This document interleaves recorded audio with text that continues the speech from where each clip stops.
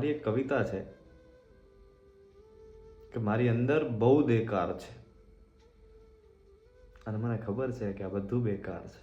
મારી અંદર બહુ દેકાર છે અને પાછું મને ખબર છે કે આ બધું બેકાર છે. આતમ જોવા અહીં કોઈ અરીસો નથી, શાંતિની જગમાં એકે ચીસો નથી.